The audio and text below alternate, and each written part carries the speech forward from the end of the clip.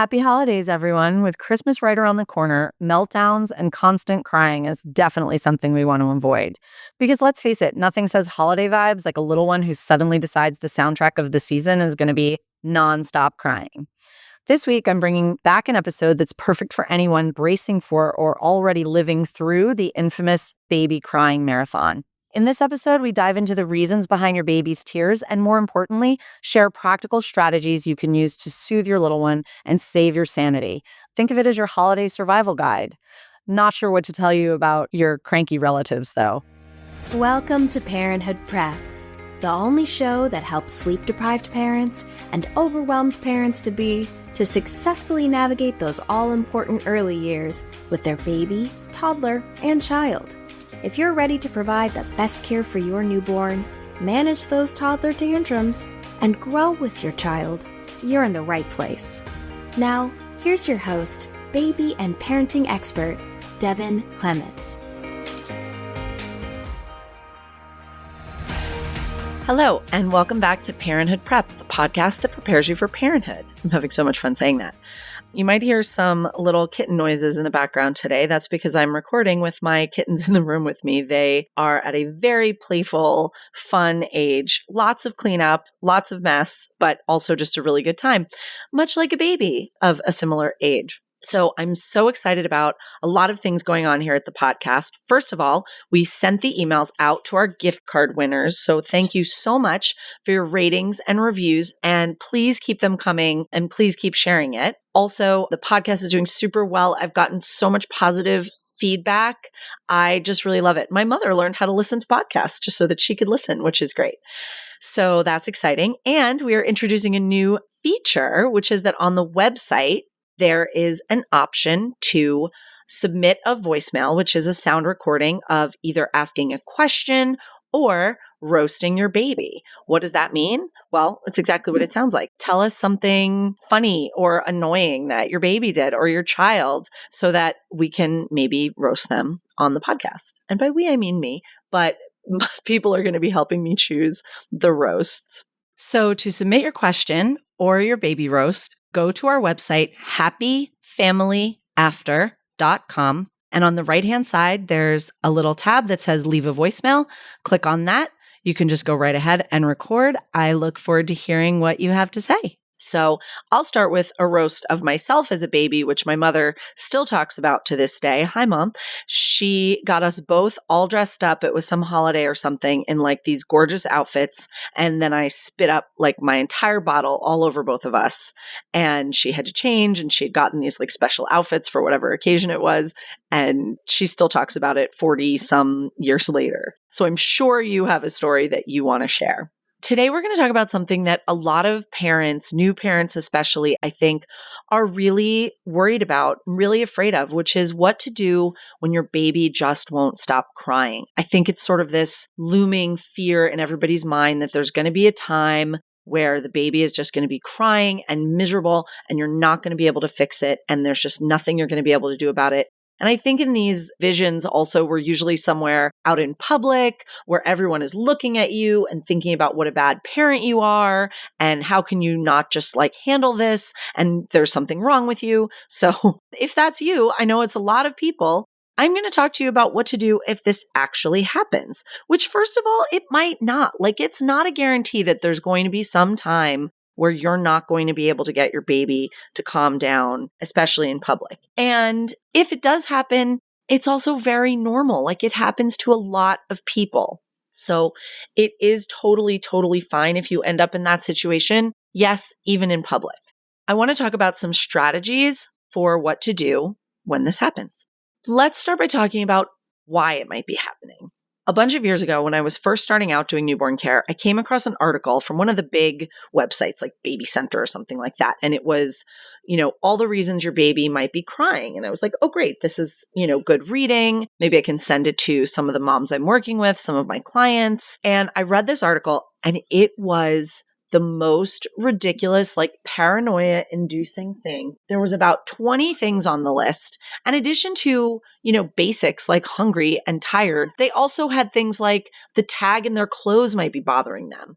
Well, What better way to make people totally paranoid and have them jumping through hoops than to give them all these crazy reasons why their baby might be crying? Like maybe 0.01% of the time they're crying because their clothes are bothering them.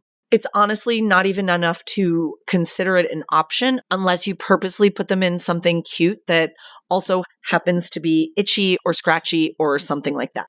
There are 3 basic reasons why your baby might be crying. Number 1, the most obvious, of course, is hungry. Number 2, they might be experiencing some physical discomfort, not from the tag in their clothing, but from gas or reflux or something like that. Number 3, they're overstimulated. There's too much going on. And number 4, which is really the biggest one, is that they're tired. I think that in the first 3 months of life, we give gas far too much credit for making babies upset. I don't think they're actually as gassy as we think they are, or at the very least, it's not bothering them as much as we think it is. And beyond 3 months, it's always teething. If they're crying in the first 3 months, we say it's gas. If they're crying beyond the first 3 months, we say it's teething. And yes, those things are true and they do bother them, but tiredness bothers them so much more. I would even go so far as to say that overstimulation falls under the umbrella of tiredness because usually when they're overstimulated, they need to go to sleep. So generally, if your baby is crying and they're fed and they have a clean diaper, they're probably tired and need to go to sleep, which is sometimes a lot easier said than done, especially if they have hit that wall of overstimulation, overtiredness, and it's going to be tough to get them down. So what do you do in that situation? The number one thing is you have to get through it to give them what they need, which means that we're not going to try to comfort them while we are getting a bottle ready, getting set up to nurse, getting their diaper changed, getting them swaddled, getting them out of the place that we're in to a place where they can feel more calm. I have watched so many times parents trying so hard to keep their newborn calm while they're on the changing table when the baby is fussing and even crying because they don't like having their diaper changed. They don't like being cold. They don't like having their body manipulated. And the parent just keeps trying to soothe them, understandably, because you want them to be happy. But actually, if you just got the diaper changed really quickly and got them dressed again, you could pick them up and they would be so calm and happy. And you're just dragging out the process and making it take longer than it needs to and making them be more upset while you get flustered and upset. And it's just not good for anybody. Again, I've mentioned this before and I'll mention it again. The number of times I've showed up to an overnight where, the baby is in the witching hour and everyone's flustered and every light in the house is on and the TV's on and the baby's in a diaper because they were getting changed and then they got upset and the parent picked them up and they're just passing the baby back and forth, or one person's pacing the floor with the baby who's still really fussy and upset because what they want is to be in their pajamas, swaddled up, cozy in the dark, getting ready to go to sleep. So yes, sometimes it means that for a few minutes, we have to just let them be a little bit upset because we are getting through to the other side where they will be calmer. One strategy for soothing your baby is to wear them in a carrier, especially newborns and younger babies. They love that. But sometimes you don't have the carrier handy or it's not on your body. And maybe it's, a cloth wrap style and you need a minute to put it on and you know that your baby is going to be super calm as soon as they're in the wrap. You can take a few minutes. You can put the baby down somewhere safe. And even if they're upset, you can take a minute to put that wrap on. Because you know that once that's all set up and the baby's in, they're going to calm down. It's totally fine. The second thing to do, another drum I'm going to keep beating, is to calm yourself. So we all know when babies get worked up, crying, upset, especially for the parents, especially for the birthing parents, it sends off these red alert alarm bells in your brain and you get all worked up too. And then they feed off of that. They think that you're worked up and upset because you're their emotional thermostat. And then they get even more upset. So this doesn't mean that you should feel guilty or shame yourself if you're getting upset that your baby's upset and you're not some perfect zen oh, baby, it's okay. That's fine. It's a normal, but anything you can do to try to calm yourself, even if it means handing them off to someone who might not be that good at soothing them, or putting them down for a few minutes and stepping away so that you can have a deep breath, a sip of coffee, a quick shower, whatever you need to do to kind of bring yourself to a calmer place. I worked with a twin mom a bunch of years ago, and she had a friend who also had twins. They had met through that. And the friend didn't have help every day like she did. And this other mom, we were hanging out with her one day, and she's like, yeah, sometimes like when they're both fussy, I just go in the laundry room and I put the dryer on and I just shut the door and I just spend 5 minutes in the laundry room and I can't hear them because the dryer's on. And then I come out and I feel so much better. So that is totally fine. You know, we don't like to think about these things, but when it gets to that red line stressful, that's when bad things happen. That's when babies get shaken. You know, we don't want to get to that point. I'm not saying that you would, but just remind yourself that you being calm is going to help your baby calm down. To keep yourself calm, you can also put in earplugs or headphones or noise canceling headphones. Some babies, if they have reflux or colic or they have something going on and they're just high needs and sensitive, they're going to cry a lot. And it doesn't help them or make you a better parent because you're listening to screaming in your ear at top volume. It helps you be a better parent if you are not going insane. So it's fine to use earplugs, headphones, anything like that. So what are some other strategies if you've gotten to this point, your baby's crying, you've worked through what you need to work through, they're fed, they're changed, that's all done, and they're still crying? What comes next? So a few strategies I really like are Harvey Karp's 5 S's. He wrote the book Happiest Baby on the Block a million years ago. And there's also a video that goes to it that's very 90s. And he really recommends doing these 5 things, which I think a lot of them we just do naturally, but he's really put it into this clever little mnemonic device. And the 5 S's are sway. Obviously, we're going to rock a baby. It's just a natural thing to do. So swaying side to side, you can be bouncing up and down. And you want your movement to match the intensity of the baby. So if the baby is like crying really hard, you don't want to be just like gently swaying like a slow dance. You want to be rocking them pretty significantly so that it sort of matches their intensity and meets them where they are. And then as they calm down, you can start doing that rocking, bouncing, swaying a little slower. The next S is shh. So we know babies love that. They love shushing. They love white noise. They love things like that. So you can do it with your mouth. You can use a white noise machine. You can throw some white noise on your phone. There's a lot of really good white noise apps. I have it on my phone so that if I'm out and about with a baby and they start crying or they need to go to sleep, I can just put that white noise on really easily wherever we are. Another thing that works is throwing on the water. So if you're walking around the house, you can take them into the bathroom and throw the water on. That's great white noise. Back in, the old days, our parents used to run the vacuum or run the dryer. Now we have these clever little white noise machines that will do the sounds without us having to vacuum or do laundry, which is fantastic. The third S is suck. So if you're using a pacifier, babies love to suck, especially when they're brand new. It organizes their nervous system. It's instinctual. It's calming for them. I mean, you'll see, like, if you look at their body, like it'll be flailing and they'll be jerking and moving all over the place, and you give them something to suck on, whether it's a pacifier or your finger or a boob or a bottle, their whole body will just like relax because all of that focus, all of that nervous system energy goes straight to their mouth for the sucking process. So offer them something to suck. If you're not doing a pacifier, you can, give them a super clean pinky, whatever. A lot of babies really need to suck more than others. Some babies just suck more than others, you know what I mean?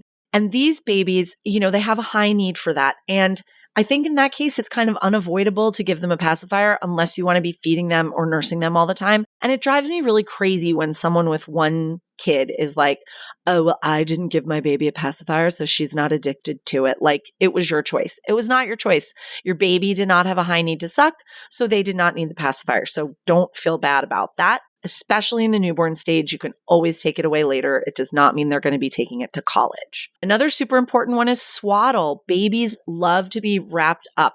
Before they are born, they are squeezed tightly in a womb. They are in somebody's belly, like all mushed up. Their whole body is folded in a little ball. And then they come out, and all of a sudden we expect them to be like flat on their back, stretching their limbs out. Like they can't control them yet. They're flailing all over the place. They're hitting themselves in the face. They have the startle reflex. It's waking them up. Swaddling really helps with that. So get that baby wrapped up. If you don't have a swaddle handy, you can also just hold them close and kind of hold their arms down to just sort of simulate a swaddle with your arms.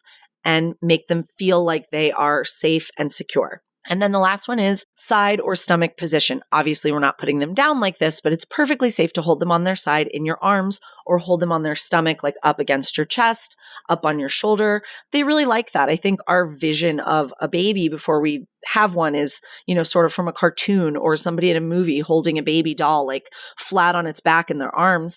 And that's just not comfortable for them. And honestly, it's not comfortable for you either. So hold them in that side or stomach position. If you watch the Harvey Karp video, he actually holds the baby out like a tray and he's like swaying it back and forth, which seems weird and kind of scary, but you can just as easily hold the baby close to your body in that side or stomach position where they feel comfortable and you're sort of recreating that womb environment.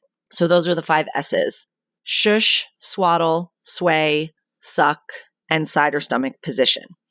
Now, back to rocking.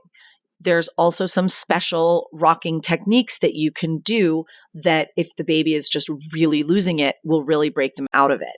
You can find what works for you and what works for your baby, but I find generally that like a big body movements will make a difference. So something that I like to do is kind of a deep knee bend. Just drop your knees and then come back up. Just bend your knees really deeply and come back up, like stick your butt out. I call it the dip rock because you're kind of like dipping down. I can't do this for long. I'm not strong enough. So I save this for when it's really, really dire and I just cannot get this baby to calm any other way. But if you're in better shape than I am, you might be able to do it for a while. And this, again, can be really good when they're at that red line and you just like can't break through it. Another thing I like to do that really helps with the rocking and making things less stimulating for them, in addition to, of course, dimming the lights, taking them to a quieter room, putting the white noise on, removing all that sensory stimulation, is I call it the bird method. And what that is you're holding the baby in your arms and you put over your shoulder a burp cloth or a small blanket or a towel, really anything you can get your hands on. And you sort of create a curtain over the baby's face so they can't see. I call it the bird method because if you've ever had a pet bird or known anyone who has a pet bird, you throw a towel or a blanket over the cage at night so that the bird will go to sleep, so that they can't see anything and they will go to sleep. And you're going to do the same thing with the baby. Obviously, we're not covering their face. If you put it over your shoulder, there's plenty of airflow going in from the side, just taking away that visual stimulation, even of making eye contact with you, because they love that. That's so stimulating to them. So if they're really tired and they have the option to look at your face and make eye contact rather than fall asleep, they're going to do that. But I will tell you 9 times out of 10, I throw that burp cloth over my shoulder. They can't see. I peek in a couple minutes later and their eyes are closed and they are done. Another thing that works, a lot of times people think that the problem is a dirty diaper. So they lay them down on the changing table and all of a sudden the baby's like calm on the changing table. It's not because their diaper is bothering them. I honestly don't really think wet diapers bother babies all that much because their diapers are wet pretty much all the time. I think that sometimes you're both sort of overstimulated by the physical contact of touching each other. Like, yes, of course, babies love to be held. It's super important. I'm not saying like your baby wants to be put down all the time and doesn't want you to hold them, but sometimes whatever is going on, putting them down on the changing table, they suddenly calm down. So try it. It can hurt. Obviously, don't walk away. Put them down in the crib or the bassinet if you want to walk away. But sometimes just doing something different, putting them somewhere different will break that cycle, will calm them down. If you are in public, don't worry about being judged. I already said that. I just want to remind you of it. Now, the last thing is, what if the baby actually has gas, reflux, colic, possibly a food allergy, might be getting sick? If the baby is just crying and crying, you want to check for these things, check their temperature. If this is something that's constant, that's happening all the time, that could be a sign that something is going on. They might have an allergy. They might have reflux, and you want to check with your pediatrician about that, especially if they're doing things with their body, like becoming sort of stiff as a poker, arching their back, arching their neck way back in sort of a backward C. That usually shows that they're in some kind of pain. There's a couple of different techniques you can use for gas if they're struggling with that I really like. You can do, a circular massage on their belly in a clockwise motion. Now you only want to go downward pretty firmly. You don't want to come up as firmly, because what you're trying to do is get the gas moving downward, or the poop or whatever's happening. You want to get it moving downward. You can do, any kind of massage on their stomach in that downward motion. A lot of people recommend doing bicycles with their legs. So lay them on their back and move their legs as if they're on a bicycle, like pedaling those legs. A technique I really like that I call the fart machine, and that earned me the nickname the Fart Queen from a client, which thank you for that, is while they're, laying on their back in that position, you start like pumping their knees into their belly, and then just really gently like fold them in half, like bring their toes up to their face or to their ears. You'd be surprised what babies are able to do. I mean, obviously we're not forcing it, but just gently like putting that pressure on. A lot of the time I get a fart, and a lot of the time I get a poop. So if you feel like that's what's bothering them, do some of these physical movements to get that going. If you suspect reflux or an allergy, talk to your pediatrician. Don't be afraid and don't hesitate. They get these questions all the time. They're happy to help and would rather see you resolve it sooner rather than later. Colic is honestly, I think, a word that gets thrown around a lot to mean a lot of different things. And I have known some babies in my life that are what I would describe as true colic, where they just cry. Who knows what the underlying reason is? They're just screaming their heads off all the time. And then at about 3 months, it just stops. Like it turns off like a switch. It's crazy. So if you're in that situation with your baby, if the pediatrician says, I don't know what this is, I guess it's colic, you kind of just have to live with it. And again, protect yourself, get earplugs, get noise canceling headphones, get some help, like hand the baby off as much as you can. Wear them in a carrier a lot. They really like that. I have to say that when I have met with friends and family members and clients who say their baby's colic, they're generally pretty calm when I'm there with them, probably just because I have been doing this for so long. And, any professional caregiver is going to have a lot of tricks up their sleeve. But, so if you bring in a professional, maybe they can help you. But at the very least, just make sure to protect yourself, take care of yourself. Don't let yourself get, overstimulated, go crazy. People have like legit PTSD from baby colic and baby crying. So do not be afraid to take care of yourself. Hand the baby off if you want to. Totally fine. Get people to help you, like rotate help in. It's totally fine. And remember, at the end of the day, babies cry. They're just expressing their feelings. It's not your fault. You didn't do anything wrong. Okay? They're just expressing their feelings because they're human beings. And you are doing an amazing job as their parent. To be sure you never miss an episode, be sure to subscribe in your favorite podcast app. We'd also love to connect with you on social media. You can find us on Instagram at Happy Family After, or at our website, happyfamilyafter.com. On our website, you can also leave us a voicemail with any questions or thoughts you might have, and you can roast your baby. Talk to you soon. Thanks for listening to this week's episode of Parenthood Prep. If you want to learn more about the services Devin offers, as well as access her free monthly newborn care webinars, head on over to www.happyfamilyafter.com.